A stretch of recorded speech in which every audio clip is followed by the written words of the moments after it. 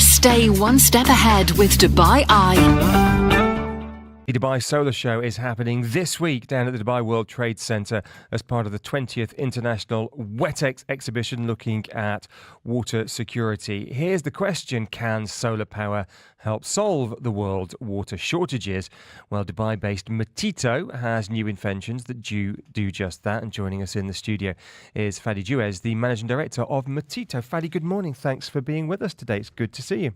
Morning to you, Richard. Thanks for inviting me. So Metito, the 20-second version is you're a big, now Dubai-based company. You do clever stuff with water and waste management across the world. Mitsubishi, the Japanese company, has a big stake in you. What new technologies are you showcasing at WETEX this year that are going to mean solar power can help solve our water problems? That's a very good question that needs a long answer, which I don't have time. Let me say it as short as I can. Solar for us is a source of energy, renewable and sustainable. We always say our objective is to supply safe, sustainable, at a competitive price, water. So we are coming up with a number of new technologies, all aimed at that objective. And we're trying to put this water power nexus together and have them powered by solar and eventually renewable anytime. One of them is a very smart sewage treatment plant that relies on tubes to treat the sewage instead of having big tanks. The second one is extremely interesting because it helps governments control the quality of water, also in a very competitive way. One of the things you're working on, I know you broke ground earlier on this year, was a desalination plant in Saudi Arabia. It's, I think, $59 million was the ticket price on this, so it's a big deal. And it's powered by solar.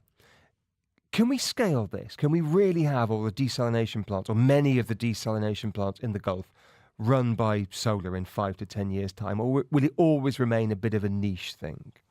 It's not a niche. Solar power is becoming so competitive and so affordable that it's just competing with the normal fuel-powered plants. I'd say technically the only difficulty we have is what do we do at night? You need to store solar power in the daytime so that you use it at night. And the cost of storage is still high. But the cost of running desalination plant by solar power is becoming very competitive. Like you mentioned, this job in Saudi that we did, at least 30-35% of the whole plant is going to be run by solar power.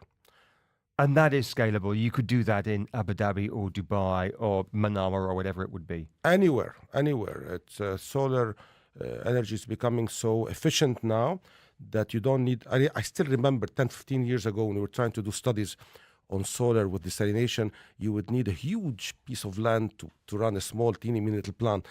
But like all technologies evolved, the area now is much less, the efficiency is much more.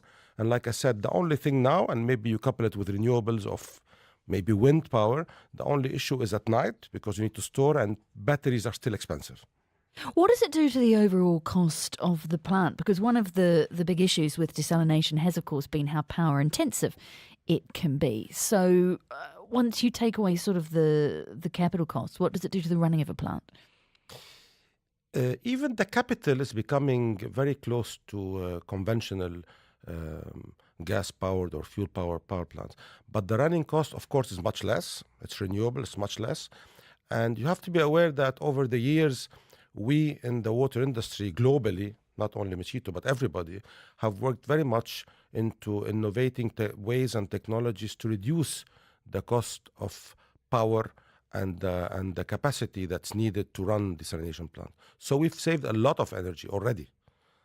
Will it become the future, though? I mean, does it have the potential to become a norm in, 40, 50 years? Will we find it quite amazing that we ever used conventional power to run things like desalination plants?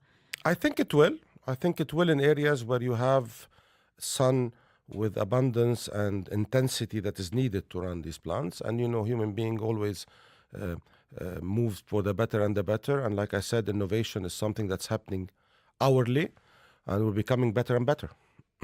Let's look at one of the other big challenges with desalination, and that is not generating the power, it's pumping water back into the sea. and that water containing a lot of salt or saline. We hear many reports that particularly the Arabian Gulf off the coast here of Dubai, the salination levels are rising. That has implications for the wildlife in the sea because we're pumping water back into the sea. Just explain in your terms, I probably explained it badly there, the challenge when it comes to saline, and what are some of the solutions that we're looking at now? Very good question. Well, the Gulf, the sea in the Gulf is like you mentioned exactly. It's a bit more difficult than others because of the straits, and it's tight, so that the changes in the sea is not that much from the ocean. But as you might all know, the amount of water we desalinate is like a drop in the ocean with respect to the amount of seawater available, of course.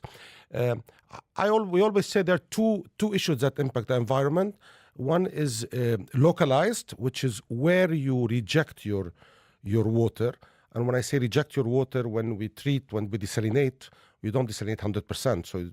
So you take like 30-35%, and you have to throw back the 70 at a much higher salinity, and that is the risk that people go. So one of them is localized, and this can be overcome very easily by having special ways to diffuse that rejected water into the sea so that you don't impact the environment there. The other, of course, is the quantity overall.